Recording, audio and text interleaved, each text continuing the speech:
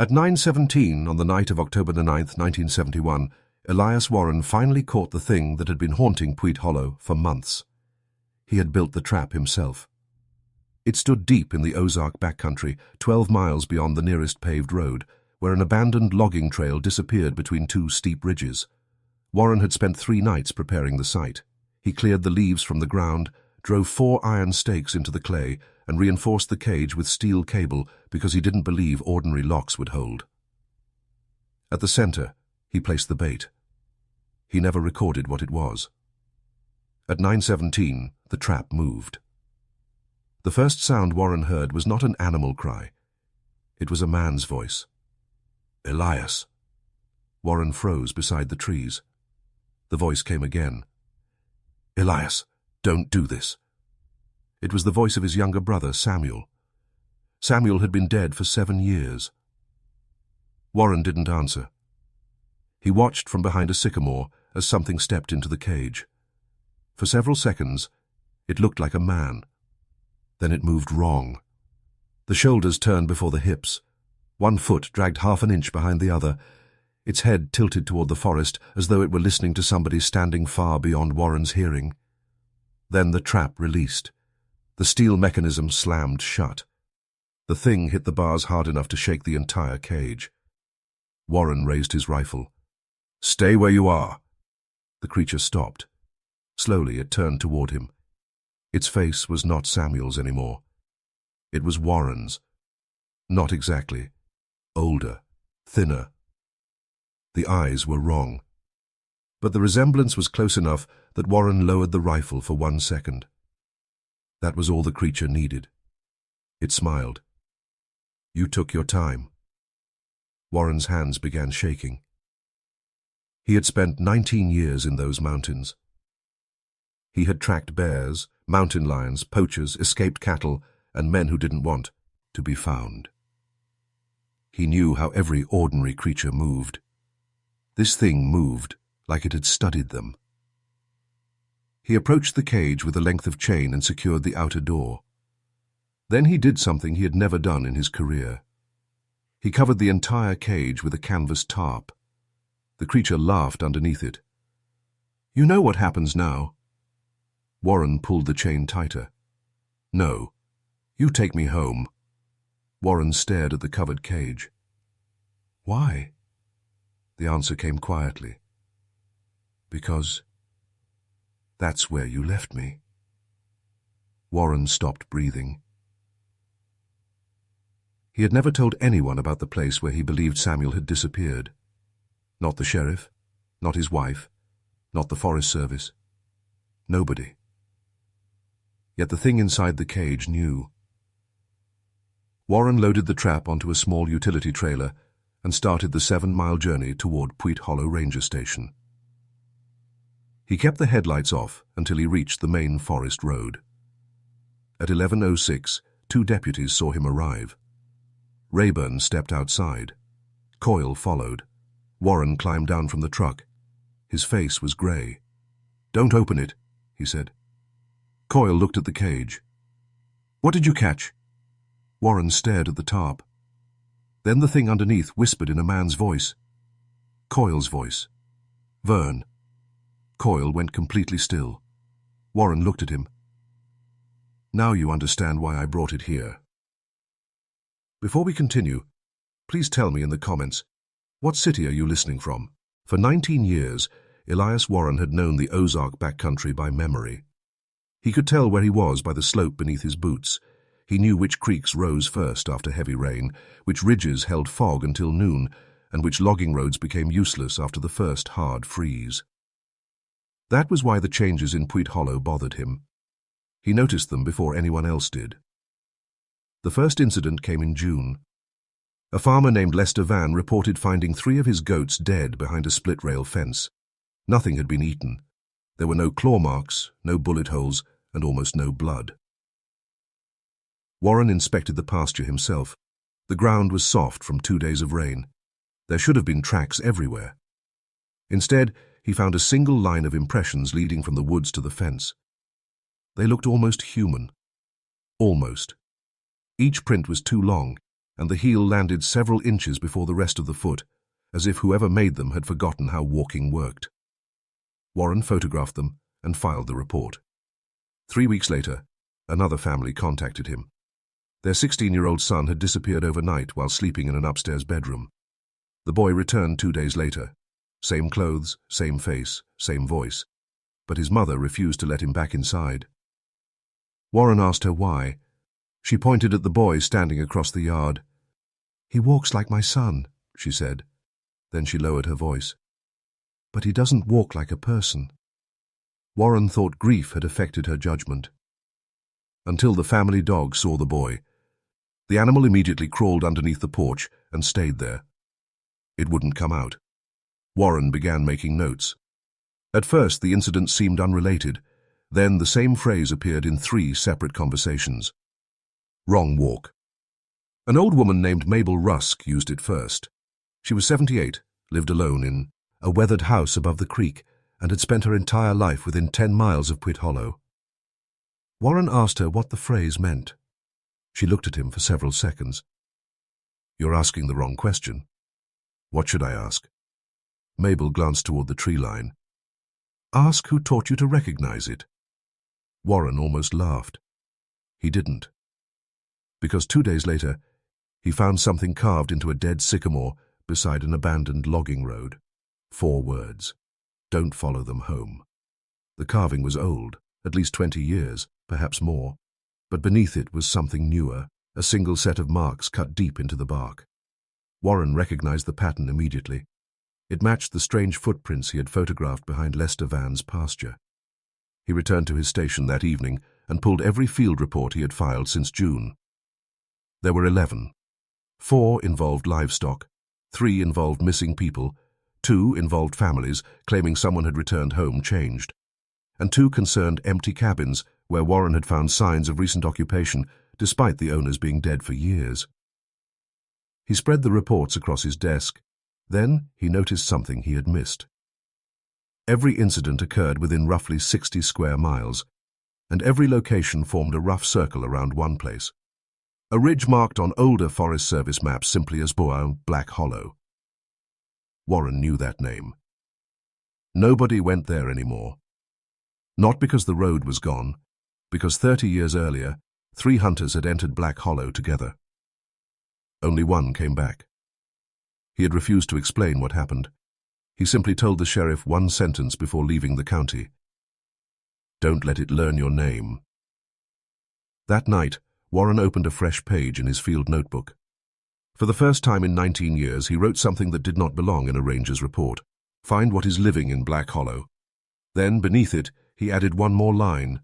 "Find it before it comes home again." Black Hollow was 7 miles from the nearest Forest Service road, but the distance meant very little once Elias Warren left his truck. The old logging route had disappeared beneath weeds and fallen timber years earlier. Warren walked the first mile easily.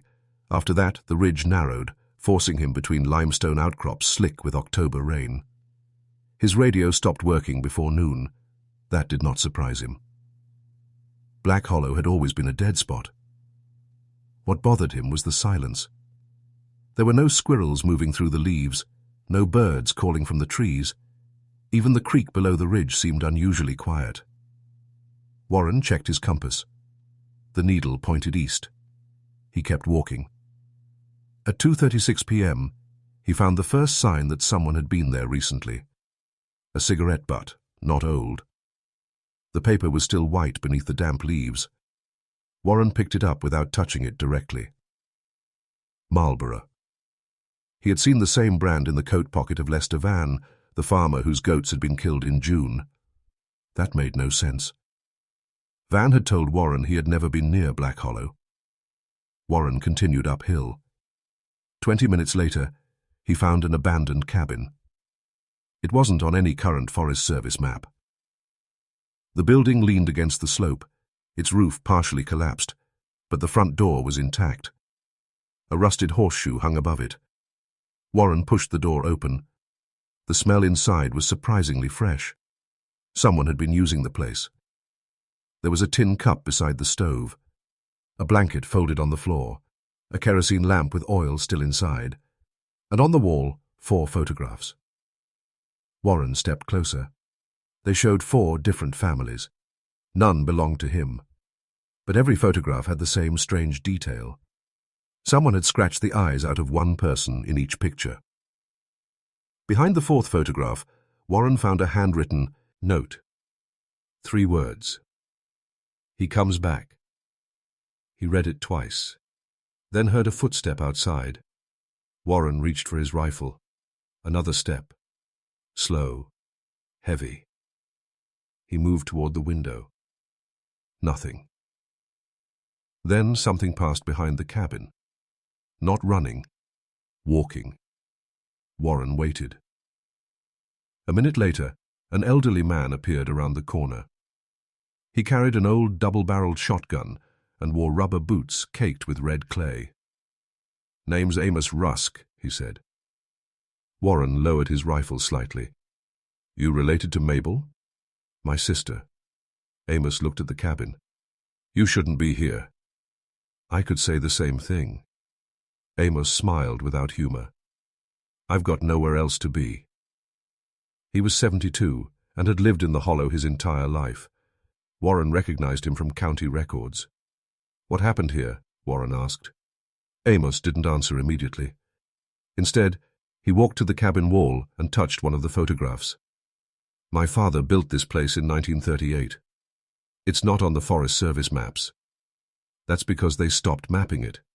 "Why?" Amos looked at him. "Because people kept disappearing." Warren studied his face. "How many?" Amos shook his head. "You're counting the wrong ones." "What does that mean?" Amos stepped closer. "It wasn't the people who disappeared that frightened us." Warren waited. Amos pointed toward the forest. "It was the people who came back." A cold rain began tapping against the roof. Warren thought about the boy who had returned to his mother's yard, the dog hiding beneath the porch, the phrase carved into the sycamore, "Wrong walk." Amos lowered his voice. "My father used to say there was something in these hills that didn't hunt people." "What did it hunt?" "Names." Warren stared at him. Amos continued. "Once it knows your name, it knows what you sound like. Once it knows your voice, it starts learning how you move." Warren looked toward the tree line. "Where does it stay?" Amos pointed toward the highest ridge. Then he said something that made Warren's stomach tighten. "You've already walked past its door." Elias Warren did not believe Amos Rusk at first, not because the old man's story sounded impossible, because Warren had already walked that ridge twice. He knew every exposed rock, every fallen tree, every old survey marker. There had been no door. Amos pointed toward a narrow slope behind the cabin. "Up there." Warren followed him through the wet timber. The climb took almost 40 minutes. Near the top, Amos stopped beside a limestone wall covered with moss. "Here." Warren looked at the rock. Nothing. Then Amos reached into a crack and pulled away a handful of leaves. Behind them was a rusted iron ring. Warren crouched. The ring was attached to a rectangular metal plate almost completely buried beneath the hillside. He scraped away more dirt. A seam appeared. A door. Warren stared at it. "This isn't on the maps." "No." "Who built it?" Amos shook his head. "My father found it. Said it was already here." Warren pulled out his pocket knife and cleared the mud from the edges. The door was heavy, much heavier than it looked. He pulled. Nothing happened. Amos said quietly, "Don't open it." Warren looked back. "You brought me here." "I brought you to see it." "Why?" "Because you keep looking for what came out." Amos pointed at the door. "You should have been looking for where it went in." Warren stopped. From beneath the metal came a faint sound. 3 knocks, then silence. Warren's expression changed. He knew that sound. The same 3 knocks had been recorded in his field notes beside 2 of the missing person cases. He pulled harder. The door opened 6 inches.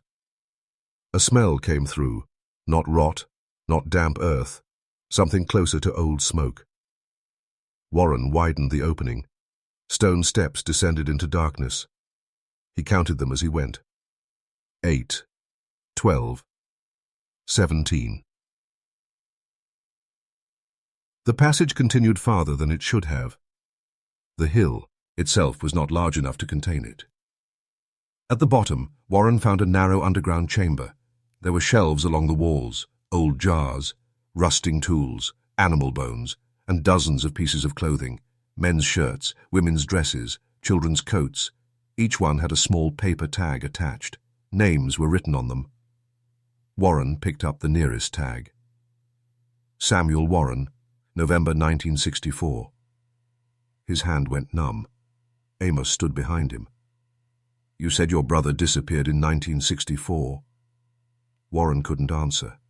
He turned toward the shelves. There were dozens more. Some names were familiar from missing person reports. Others belonged to people Warren had never heard of. Then he found something that made the room feel suddenly smaller. A photograph. It showed a group of men standing outside the same underground entrance. The picture was dated 1952. One of the men was Amos Rusk's father. Another was the sheriff who had investigated the first disappearance. And standing at the far end was a young man Warren recognized immediately. His own father. Warren stared at the photograph. My father never came here. Amos said nothing. Warren turned. You knew. Amos looked down at the floor. I knew your father came here. Why didn't you tell me? Because your father made me promise. What promise? Amos finally looked him in the eyes. To never tell you what he saw behind that door. From somewhere deeper in the tunnel came a slow scrape. Both men froze. Then a voice drifted through the darkness. Soft, patient, familiar. Elias? Warren raised his rifle. Amos whispered, Don't answer. The voice came again. This time it was Warren's father's voice, and it said, Son, you finally found me. Elias Warren did not answer the voice. He backed away from the tunnel until his shoulders touched the stone wall. Amos Rusk grabbed his coat. Don't talk to it.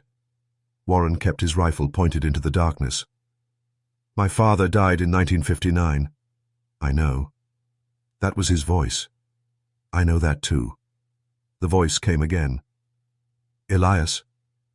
This time it sounded like Warren himself. Then it stopped. For several seconds, neither man moved. Finally, Amos pulled Warren toward the stairs. Out! They climbed without speaking. By the time they reached the cabin, the rain had turned heavier. Warren wanted to return immediately with more equipment, but Amos refused to let him go back alone.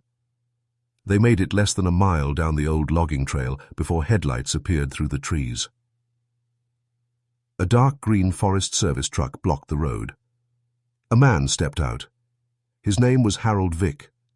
He was 49, a district supervisor Warren had dealt with only twice in 19 years. Vick wasn't carrying a rifle. He didn't need one. He held a folder. I've been looking for you.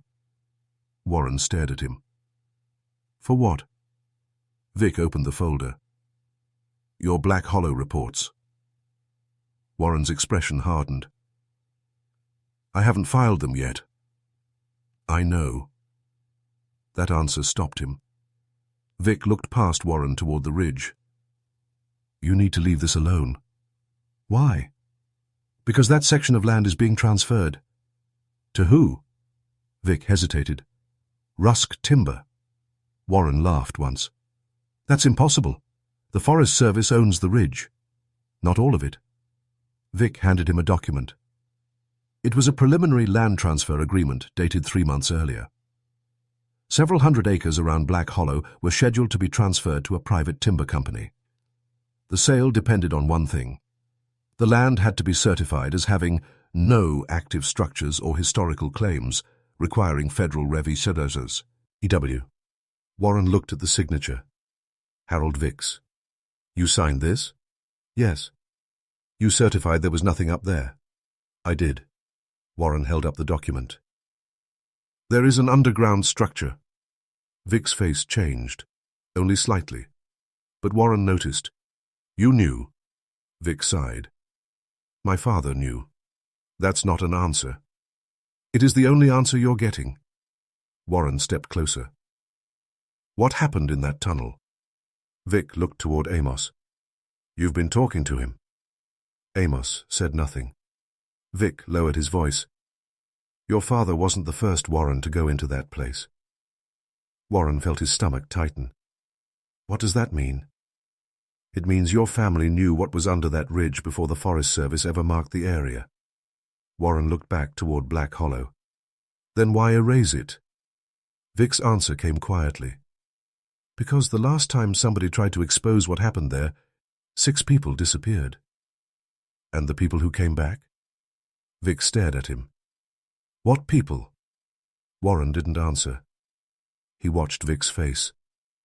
Then Vic reached into his coat and placed a second paper in Warren's hand, a cashier's check, $25,000. Take it, Vic said. Resign. Leave Missouri. Don't go back to that ridge. Warren looked at the check, then at Vic. You're paying me to forget my brother? No, Vic swallowed. I'm paying you to survive him. Warren tore the check in half. Vic's face went pale. You don't understand what you're doing. Warren folded the pieces into his pocket. Maybe not. He looked toward the ridge. But I understand what you're afraid of. That night, Warren returned to the ranger station. His office door was locked. Inside, every field report concerning Black Hollow had disappeared. Except one. His report from 1964, the one concerning his brother's disappearance. Across the bottom of the page, someone Huke, Banusabitites, had written in fresh black ink. He wasn't the first Warren to come back. Elias Warren read the sentence 3 times. He knew the handwriting. It belonged to his father. But his father had been dead for 12 years. Warren folded the report and put it inside his coat. He did not sleep that night. At 2:14 in the morning, the station lights went out. The generator should have started automatically. It didn't. Warren stepped into the hallway with a flashlight. The building was silent. Then he heard footsteps outside. 1, 2, 3. Slow steps across the gravel. Warren moved toward the window. A figure stood beyond the glass. His first thought was that it was Amos. Then the figure raised its head. It was wearing Warren's face. Same grey eyes, same narrow jaw, same scar beneath the left eyebrow. Warren stopped breathing. The figure smiled. Then it walked away into the darkness. Warren grabbed his rifle and ran outside. Nothing. The gravel was wet from rain. No footprints. He swept the flashlight across the trees. Nothing moved. Then his radio crackled. A voice came through. His own voice. Elias, don't go back to Black Hollow. Warren stared at the radio. The transmission continued. You already did. He switched it off. For the next hour, he searched the perimeter. At 3:07, he found something near the back steps. A boot print, his size, his tread pattern, fresh. Warren crouched beside it. Then he noticed a second print. It was identical, except the heel was facing the wrong direction. He backed away. At sunrise, Amos arrived carrying coffee in a metal thermos. He took one look at Warren's face. It came here. Warren nodded. How did you know? Because that's what it does. What? Once you find its door, it starts learning you. Warren placed the bootprint photograph on the table. Amos didn't touch it. Instead, he stared at the picture for a long time. My father told me some thing once, he said. What? The thing doesn't become you when it takes your face. Warren waited. It becomes you when it knows what you would do. That afternoon, Warren returned to Black Hollow with Amos. They carried lanterns, rope, 2 rifles, and a portable camera. The underground chamber looked exactly as they had left it, except one thing had changed. The clothing tags were gone, every single one. The shelves were empty. Warren moved toward the rear wall. There was a narrow opening behind the shelves. It hadn't been there the previous day. Inside was another passage. Amos refused to enter. Warren went alone. The tunnel descended another 30 feet before opening into a chamber roughly the size of a bedroom. At its center sat a wooden chair. Beside it was an old tape recorder. Warren recognized the model. He had seen the same recorder in his father's belongings after his death. His hands shook as he pressed play. Static filled the room. Then his father's voice. "If you're hearing this, Elias, then you found the room." Warren closed his eyes. The recording continued. "I need you to understand one thing. It doesn't wear people because it wants to fool them." A pause. "It wears them because it wants to remember them." Warren looked around the chamber. The walls were covered with names. Hundreds of them. Some had dates. Some had only a single word. Home. Then the tape crackled. His father's voice became quieter. "I made a mistake in 1964. Warren leaned toward the recorder. "I thought I could bring Samuel back." His blood went cold. The tape continued. "I was wrong." A long silence. Then, Samuel never came home. Warren's eyes filled with tears. What came back was something else. The recorder clicked. The tape ended. Behind Warren, something moved. He turned.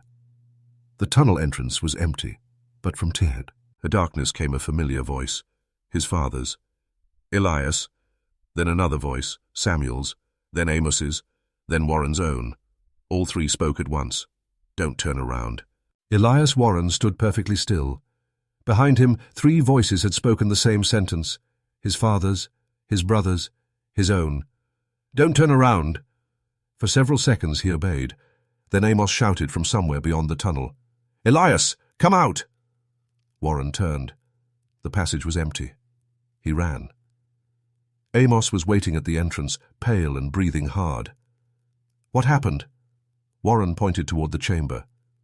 "It knows our voices." Amos shook his head. "No." "What?" "It knows our names." Warren looked back at the darkness. That distinction stayed with him. They returned to the ranger station before sunset.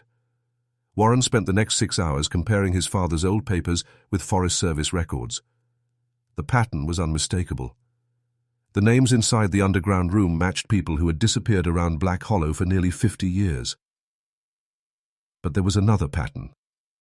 Every disappearance had occurred after someone entered the underground passage, and almost every case contained the same final detail. Someone came home afterward, a wife, a son, a brother, a father, someone who looked right, someone who spoke right, someone whose family eventually stopped asking questions. Warren found one name that changed everything. Elias Warren Sr. His father. The official record said he had died at home in 1959 after a heart attack. But Warren found another document, a Forest Service incident report dated 3 days before his father's supposed death. It listed Elias Warren Sr. as missing. Location: Black Hollow. Warren read the page twice. Then he found a second report. A death certificate had been filed 3 days later. Same name, same date. But the signature of the attending physician looked different from every other document Warren could find from that period. Someone had replaced the missing person report with a death certificate. Warren understood then. His father had gone into Black Hollow. Something came back, and the family had accepted it. Warren sat alone at his desk until nearly midnight. Then he opened the old photograph he had taken inside the underground chamber. He enlarged it. There were names carved into the wall, but beneath the names were small dates. He noticed something he had missed. The dates weren't dates of disappearance. They were dates of return. The same name appeared twice. Elias Warren, 1959, 1960. Warren stared at the second date. His brother had disappeared in 1964, and suddenly the sentence written on his father's old recording made sense. I thought I could bring Samuel back. His father had not been trying to find Warren's brother. He had been trying to replace him. Warren drove back toward Black Hollow before dawn. This time he brought a steel cage, the same type used for dangerous wildlife. He parked at the edge of the old logging road and carried it uphill alone. He knew where the creature would come. Because the final page of his father's notebook contained a map. It showed the underground chamber, a second tunnel, and one small circle marked in red. Beside it were 4 words. It comes for family.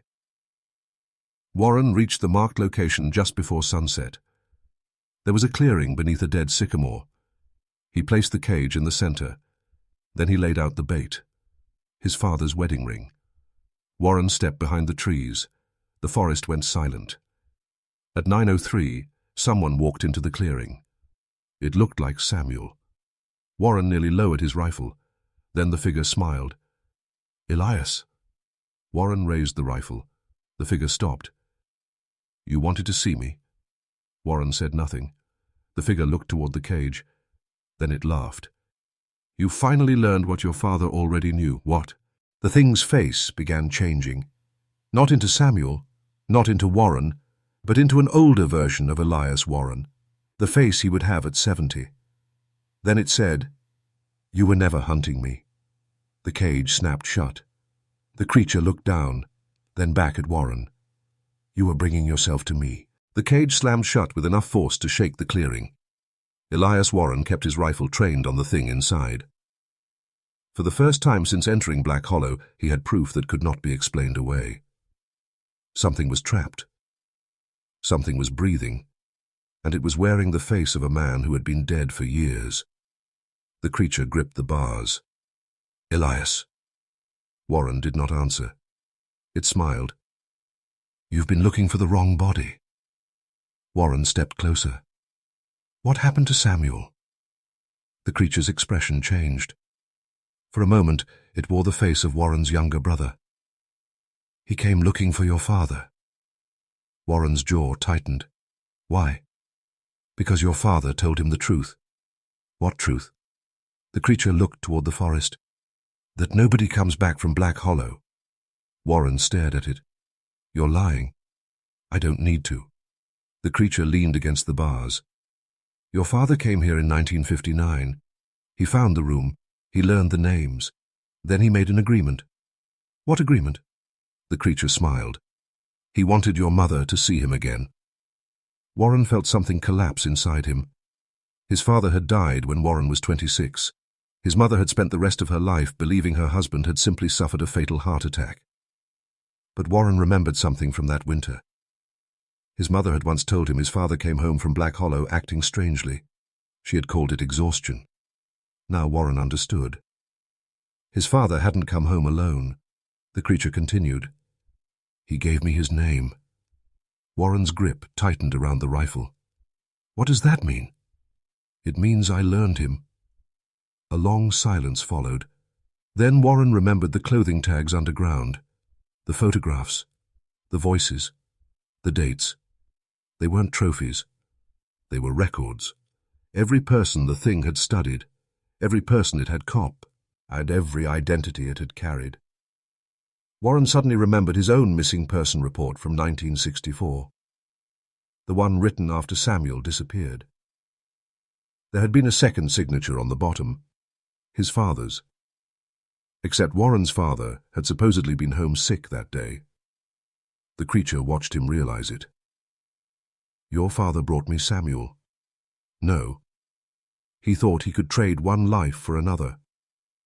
Warren's voice broke. You killed him. The creature shook its head. Your father killed Samuel. That sentence stayed between them.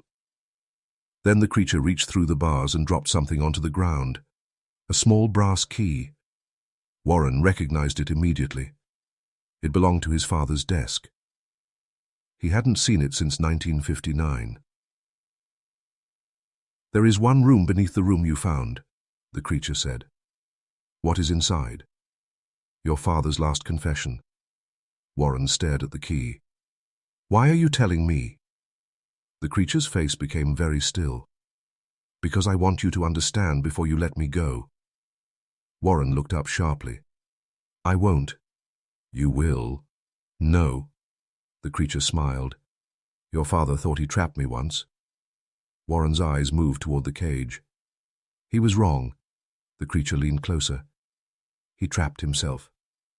Then Warren heard something behind him, a branch breaking. He turned. Amos Rusk stood at the edge of the clearing. His shotgun was raised, but he wasn't looking at the creature. He was looking at Warren. Elias, Amos said. Warren lowered his rifle slightly. What? Amos's face was drained of color. You need to leave. Why? Amos pointed at the cage. That isn't the one your father caught. Warren looked back. The creature was smiling. Amos continued. The one your father caught looked like him. Warren slowly turned toward the cage again. The creature's face had changed. It was now wearing the face of which Elias wore. And Amos whispered, Your father didn't trap the skin changer. He trapped the first Warren it replaced. Elias Warren did not understand what Amos meant. Not immediately. He stared at the creature behind the bars. It had his face, his eyes, his scar. Even the slight crease beneath his right eye that his wife always complained made him look tired. How long? Warren asked. Amos tightened his grip on the shotgun. How long what? How long has it been wearing me? Amos didn't answer. The creature did. Long enough. Warren stepped backward. The creature smiled with his own mouth. You remember the summer of 1964? Warren nodded. Your brother disappeared. Yes. You searched the ridge for 3 days. Yes. You found his rifle beside the creek. Warren's breathing changed. The creature continued. You came home on the 4th morning. Warren stared at it. No. You told your mother you had failed. No. You told her Samuel was dead. Warren's hands began trembling. I remember. The creature leaned against the cage. But you weren't home on the 4th morning. Amos closed his eyes. Warren looked at him. What is it talking about? Amos finally spoke. Your father found you. Warren couldn't move. He found you inside the tunnel, Amos continued. Alive. Then why don't I remember? Because your father made the same mistake he made with Samuel. Warren turned toward the creature. What mistake? The creature's voice softened. He asked me to give you back. Warren's stomach turned.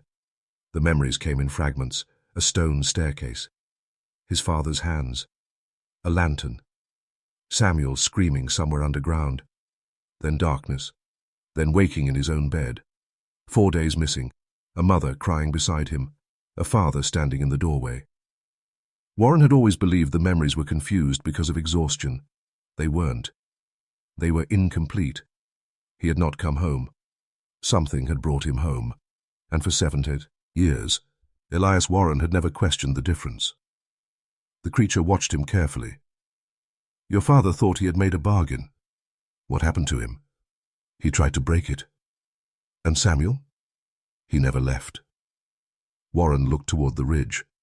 Then he heard another sound, a vehicle approaching through the trees. Headlights appeared between the trunks. Harold Vick stepped out. 2 men followed him.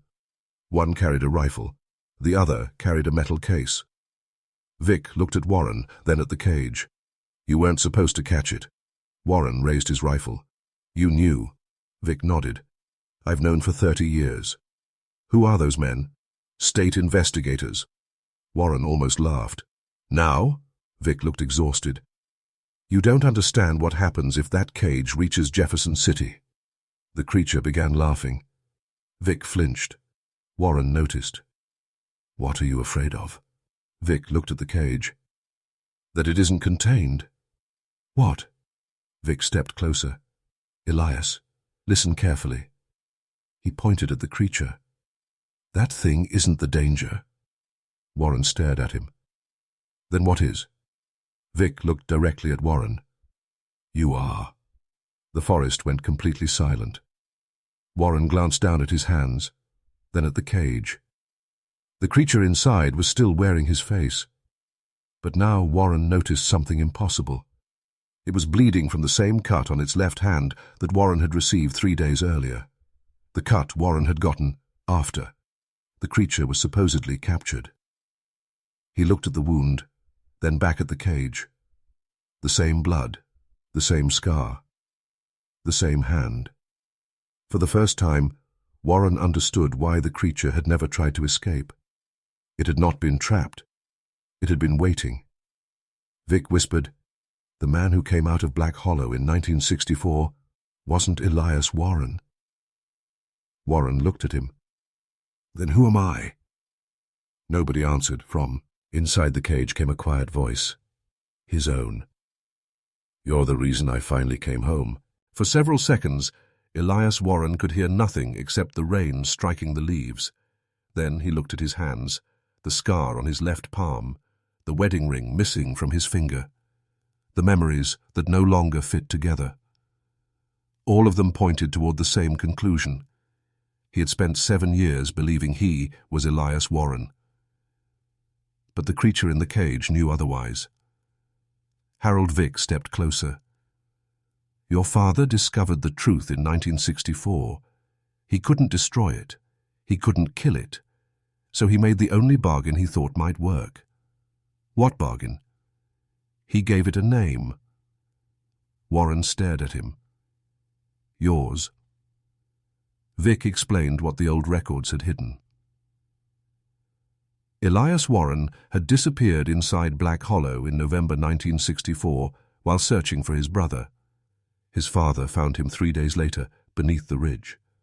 Samuel was already dead. Elias was alive. But something had followed him out. His father believed the creature had taken his son's identity. So he made a desperate bargain. He offered the creature a way to remain in the world if it would stop taking people from Puit Hollow. It agreed. But there was a condition. Someone had to carry its name. For 7 years, the thing remained quiet. Then Warren began investigating the old disappearances. He had unknowingly started following the trail back toward himself. The cage had never been the end of the hunt. It was the final piece.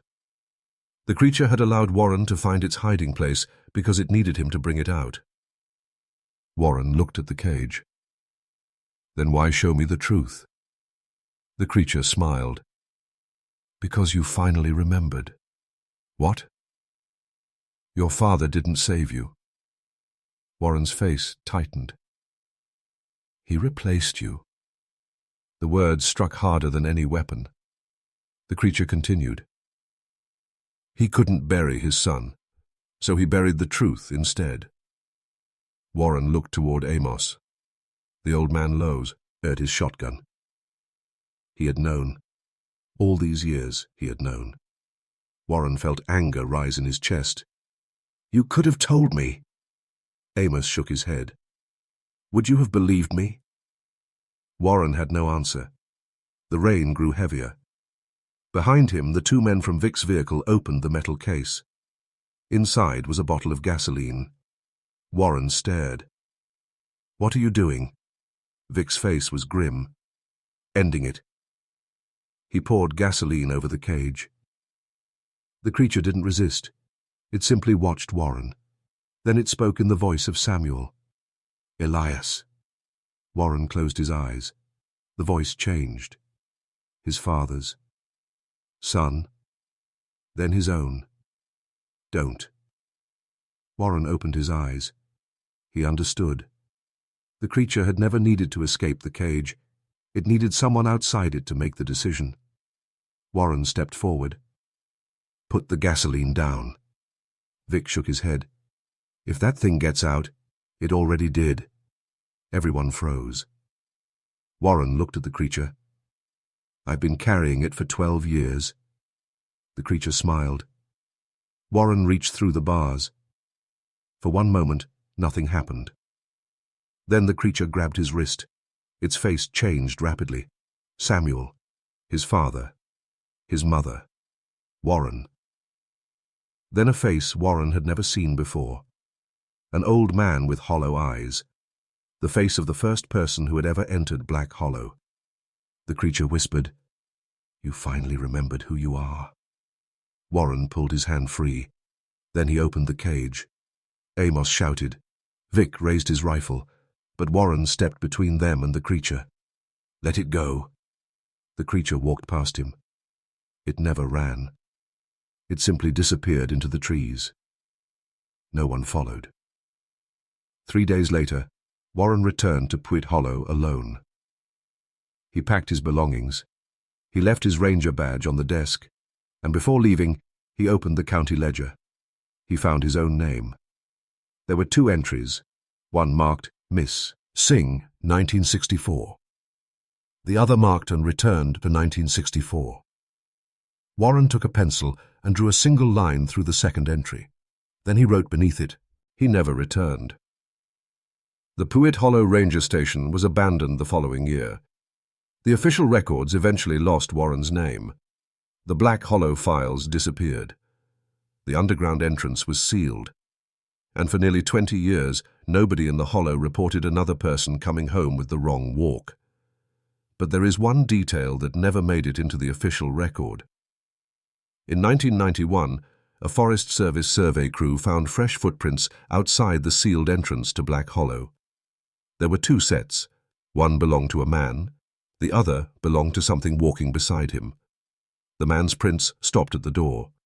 The second set continued. And scratched into the wet limestone above the entrance were 4 words. Elias Warren came home.